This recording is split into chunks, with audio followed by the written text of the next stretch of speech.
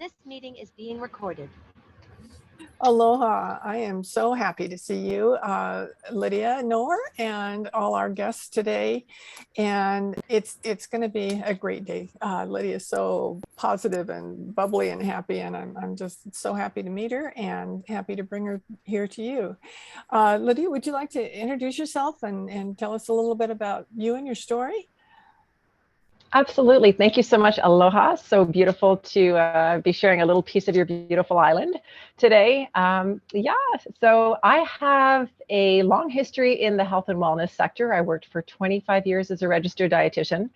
And I had a really interesting career, which culminated with working in media. So I got to spend a lot of time working on the stage, not so much live stage, but TV, radio, print, sharing messaging around health and wellness and well-being. And I loved it. I loved it for two reasons. I loved it because, I'm a big believer of healthy living.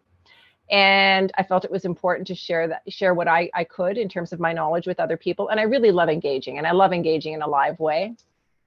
So it really touched upon a lot of things that I liked, using my voice.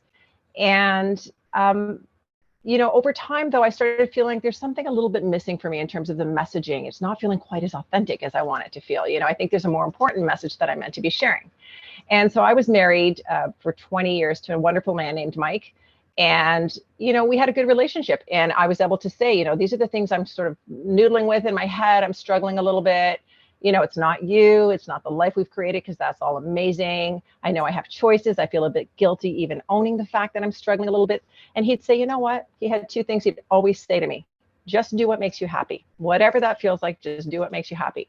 I don't care if it's you're working 3 jobs and balancing a family, or you're working no job. I don't care. Just do what makes you happy. So I'm like, okay, well, thank you. Then he gave me permission to explore.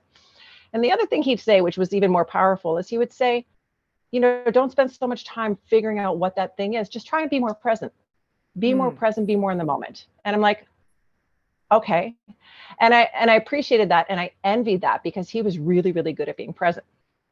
But now I'm watching him in his own career, and he's taking off. He's the president of a young company, and he's building the business, building the team, traveling a ton. So he's, all over the map. North America, China is where their core business is.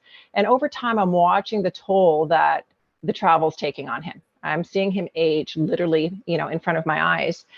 And we had this check-in point. We'd always say, are you okay? Are you good? Are you happy with where things are at? And which is why I felt free to be able to have that conversation I'd had with him, right? And he's like, yeah, I'm doing good. But he said, it's a grind. But, it's probably the next 1.5 to 2 years of this kind of pace, and then it'll settle in. So one day I'm dropping him off at the airport for a 5-day whirlwind trip to China. And I'm feeling kind of heavy in my heart, because he's got multiple cities that he's visiting over this 5-day span. And I say this to him as I'm dropping him off. I said, I'm worried. I really don't like the fact that you have to be keeping, this type of pace. He said, it was a Sunday afternoon.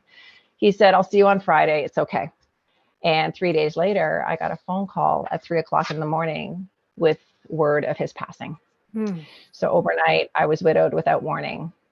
And, as I mentioned to you, I saw signs of what the lifestyle was doing to him in terms of aging him. I was witness to his, very happy in the moment spirit sort of waning a little bit, becoming a little bit more melancholy, a little quieter over time. And I could sense a shift. And so when I got this news, of course, it was absolutely devastating, but not altogether surprising. And I remember, because it was 3 o'clock in the morning, thinking, well, this is my pragmatic side, thinking I'm not going to wake anybody up right now. I just need to sit with this and digest it and just sit with it, really. And so I crawled over to his side of the bed, and I wrapped myself up in his covers, and I could just feel this connection to him. And all of a sudden, this overarching, and I mean overarching, sense of gratitude and love came over me. And I was just flooded with memories of what we had built together as a couple, as a family, the conversations that we had shared, those emotional, poignant moments of all that we were to each other. And I felt so grateful. And in that moment, I realized, okay, hang on here. Just a few short months ago, you were having this conversation with him about feeling unsettled. Something's missing from within for you. And all of a sudden I'm overcome. My cup is running over. And I realized that there's something bigger at work in my life here. And I really believe that his passing was meant to be my spiritual awakening. And recognizing that, obviously you're dealing with the grief and the devastation and the shock and the planning and everything that goes along with the grief. But really very, very soon in, I knew that I would be okay. I knew that I would have a multitude of people supporting me in the early days. And I knew that at some point, everybody's lives go on, and you got to carry on now in this new life that you have as a sole parent and as a widow. But I knew that I'd be okay. And I knew that it was because I was connecting to something bigger than myself. And so my process moving forward, and your podcast is about grief and happiness. And I really feel it's important to share just this light that I felt within me. There was a lot of dark, heavy times, but I was always, I'd had a taste of what spirit and energy and something bigger than me felt like. And it was just that beacon that I kept reaching for, in my days moving forward. And so I'd read about, connecting to your departed ones and looking for those signs that they are still in your life. And, I've listened to some of your other podcasts, and I love, the butterflies and the red balloons, and, and I love, finding humor, which we had so much laughter and humor in our home. And that was a really important thing to keep alive in our house. And to this day, it's been 9 years, and my girls have a running list of things that their dad used to say, because he had all these quirky sayings that nobody knows where they came from, but they have this list called things Papa used to say. And we pull them out. And even now, like 9 years later, like new ones will come up. They'll say, "Oh yeah, do you remember that one?" And they'll message each other and say, "Is it on the list?" So, we keep those silly little fun things alive. And it's a great way to honor, and also just to smile and laugh, because, when people lose someone, I think they feel this need to stay stuck in this heaviness. It's not okay to smile. It's not okay to feel okay. It's not okay to laugh, but it is so okay. And, we always hear it said, what would your loved one want you to do? How would they want you to move forward? In sadness and heaviness, feeling weighed down? No, of course not.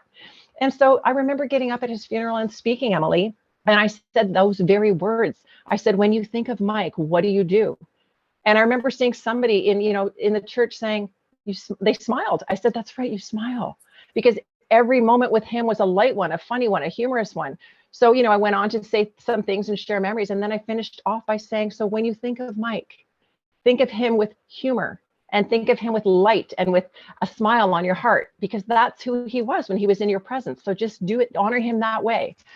So I think, finding that light for myself and chasing those opportunities to both connect, and then also just get quiet and still and pay attention to what was coming to me in those really quiet moments, something really profound happened for me. And this was really my true aha happiness moment.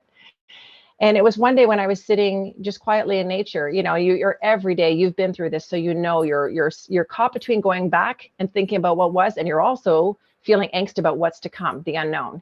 And I remember one day sitting quietly in nature and, just watching the water and getting lost in it. I was in a very meditative state. And all of a sudden I realized, oh my gosh, I'm completely at peace. And I wasn't stressing, over what's yet to come that I don't know. And I wasn't sitting in the past dwelling in it. I was completely peaceful. And I said to myself, oh my goodness, that has been the missing piece all along, my inner peace.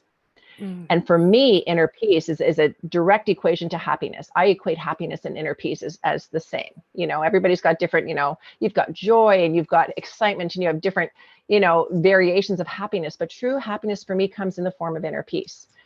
And right then and there, I realized that's what he meant when he said, just be present.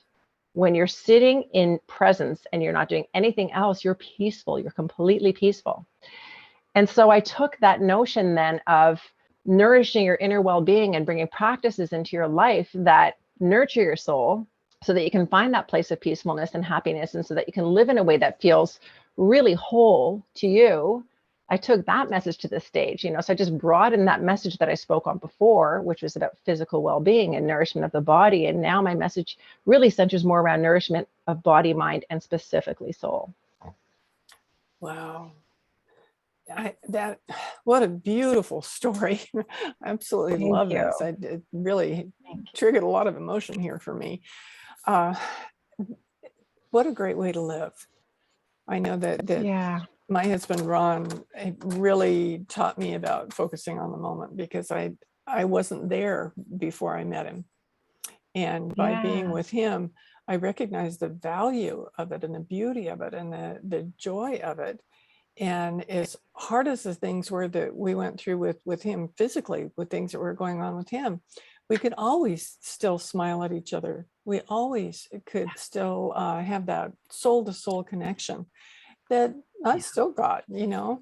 He died 4.5 years ago, and I still feel that, because it's it's so important. Once you get that, once you understand the value of being present and the value of paying attention. I think so many people go through the world on autopilot that they don't get that. And it's a matter of, to me, it was waking up. When you can do that, it's like, oh, I can exhale, you know, I can breathe, I can smile. Yes, exactly. And I think, you know, you're right. We do go through life on autopilot, and you do it, I do it. We all fall back into, you know, we're human, right? We all fall back into those things. And so when I go out and speak to people, it's and try to make it create a relatable moment, because not everybody's gone through grief. Not everybody understands that part of the journey, but people do understand feeling stuck or not being able to move forward or not feeling like they're living a life that feels authentic to themselves. And so, you know, I try and equate it to something that feels more tangible and relatable that they can grab hold of. And so the way that I show people the best way of stepping into really living authentically, and my program is called Discovering Y.O.U, Your Own Uniqueness. It's about aligning with the things you value, like really, really grabbing hold of what you value. And so I'm gonna use the example just as a reference point. You know, I mentioned that I've always had a background and an interest in health and well-being. And I still do, but now my definition of that is much broader. It encapsulates, you know, nurturing your soul as well. So the well-being of your mind and your emotional states and your spiritual well-being. I mentioned that I like to connect with people. That was why that, you know, working from a stage was such a sweet spot for me. But now I've also established a connection through my experiences with something I can't see. And so I really work on nurturing that relationship as well. So it's really understanding the things that light you up, that make you feel whole inside and healthy and happy, because the more you can integrate those things into your life, you know, the better you show up for yourself first and foremost, and then for everyone around you. So it's really about, you know, the message ultimately is still about promoting health and well-being, but there are so many different ways that we can, you know, do that for ourselves, and a lot of ways that people just don't even think about. And sometimes it does take a really pivotal life moment for you to just wake up, as you say, and realize, oh my goodness, this is what was missing in my life. So, you know, I believe everything happens for a reason. I know a lot of people don't like hearing that. I do. And I do believe what happened in my particular case was very divinely timed. I know that because I just had that conversation not long before about really struggling with my inner happiness. And then I had to go through this experience for me to be able to wake up that quickly and feel gratitude and see, you know, something bigger at work in my life. That was all very divinely timed, I think. It sounds like it. I love your perspective on this. One of the things that I see with people is that they feel self-conscious about focusing on themselves, and they think it's somehow selfish, and that's so far off the mark. But it's kind of, I think, the way a lot of us have been brought up, that we're not number one, you know, and that you got to think everybody else first. And it's wonderful to think of other people, but if you can't take care of you, if you can't find the beauty and joy in your life, you can't experience the whole thing. That's right. And you can't show up really well for anybody else unless you're showing up well for yourself. So I think the thing that I learned through this experience and finding that inner peace was, you know, I paid attention to what my energy felt like, you know, the inner energy, and you know, as well as I know. And I think a lot of people, if walked through it effectively, would understand what we're saying here too. When you know what draws on your energy in a positive, or what brings positive energy and good karma, good vibes, good juju into your life, and you know what sucks the energy out of your life. And so you really, if you can learn to navigate, you can't always control situations that you know don't maybe deplete your energy a little bit, but you can set boundaries for yourself, and you can learn to say, okay, I'm going to limit the amount of exposure I put myself, you know, in front of these things that really deplete my energy.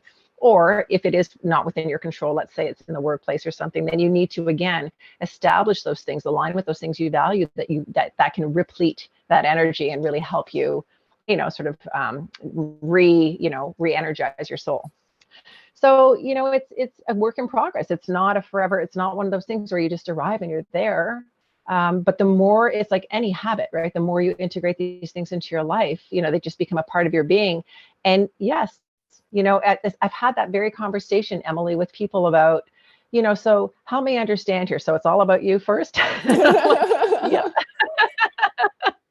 And I said, it's all about nurturing my well-being first. Yes. And it is about self-preservation. Yes. So I guess, if it, by your definition, that means it's all about you first. Yes. Right. But it's not about ego at all. It's about just nurturing every facet of my well-being, the same way someone else pays attention to, their fitness and everything they put in their mouth to take care of their physical well-being. Well, I'm just taking a bigger, more of a holistic approach to my well-being.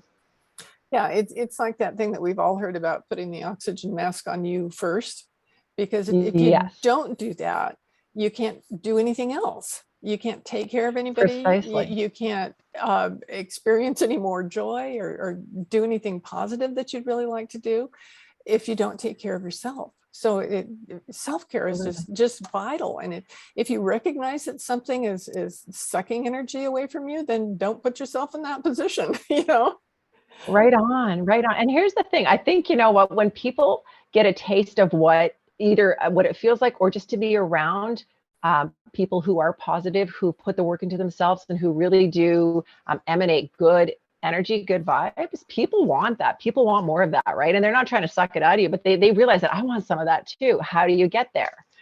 So that's what I try and, empower, inspire other people to do, is to really find those things that nurture their own personal well-being so that they can show up really well for themselves and for everybody else.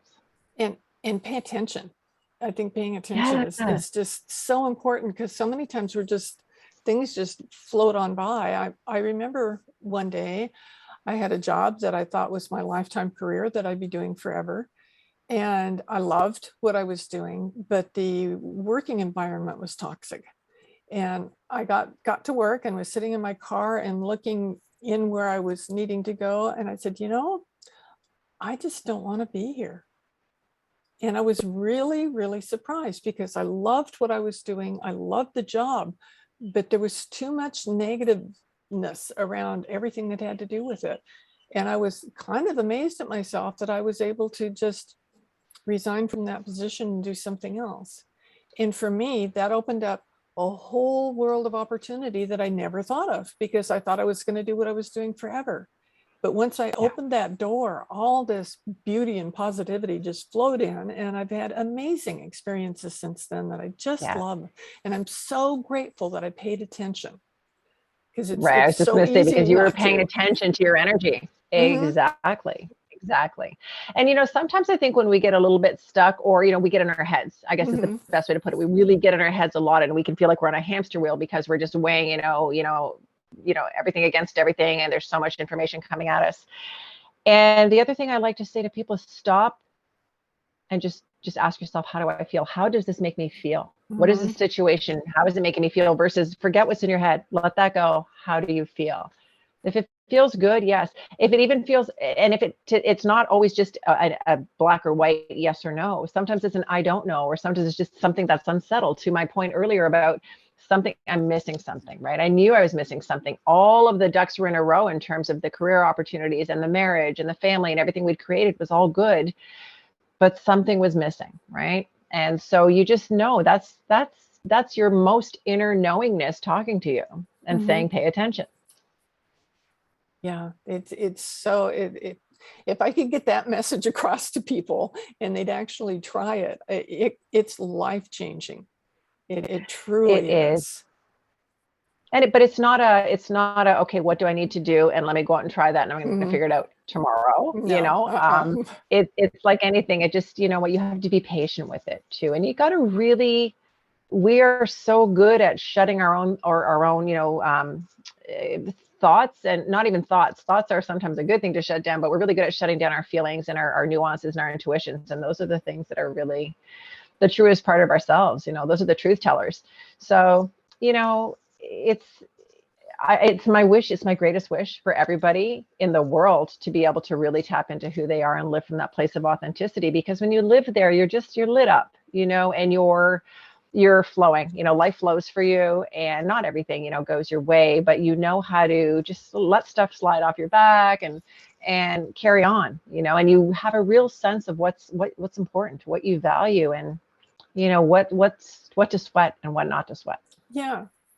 Yeah, I've noticed that throughout my life that one of the things that I do is I'll be in a situation and I'll be experiencing it, and I'll think, I could do that, and I end up opening that door and going on to do it. One of the examples was when I was pregnant, I went to childbirth education classes, and I thought, this is so cool. I'd never heard of all this stuff before, and I just thought it was wonderful. And I thought I could do that. And I actually became a childbirth education instructor. That Amazing. was never on my list. I'd never considered anything like that before, but I was paying attention to what I was experiencing, and it felt so good. And I saw the benefit that it was giving to everybody that was there in the same situation that I was. And I thought, I would love to help people feel that way too. And I've done that with several things throughout my life. And I'm so glad that I paid attention, because I was raised in a time in a very small community where you got married very young. Women didn't necessarily work, and the husband would stay in the same career their entire life. There was no changing. This was what you did. And you found a house and you lived there your whole life. And that's what you did. And so I kind of thought that was what was my past, because I didn't have exposure to any other past. And I know when I got married the first time, my dad said to me the night before the actual wedding, "You've made your bed, now you have to lie in it."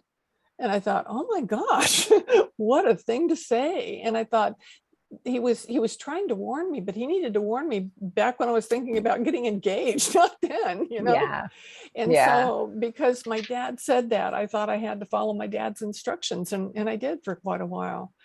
And it took me 15 years to wake up, but I did. And I finally at that point had the strength to realize that I could do what I wanted to do with my life, what I needed to do, what was best for my children, what was best for the world, because having unhappy, hurting people around isn't the best for anybody else, as well as for you. And just by recognizing that I can make my own choices, I can be happy. There's no reason not to be happy, whatever your circumstances are. Both of my husbands who died, both of them were happy, through going through that whole process. And I can't say that it wasn't uncomfortable or painful, and there weren't sad times through that, but basically they were happy. They could still laugh. We could still have great conversations. And so it doesn't really matter what you're up against. You can find the joy in it. And that makes all the difference for you and ripples off to anybody around you. Do you know, I remember having a conversation with my mother-in-law, and this is like actually when we were in Maui.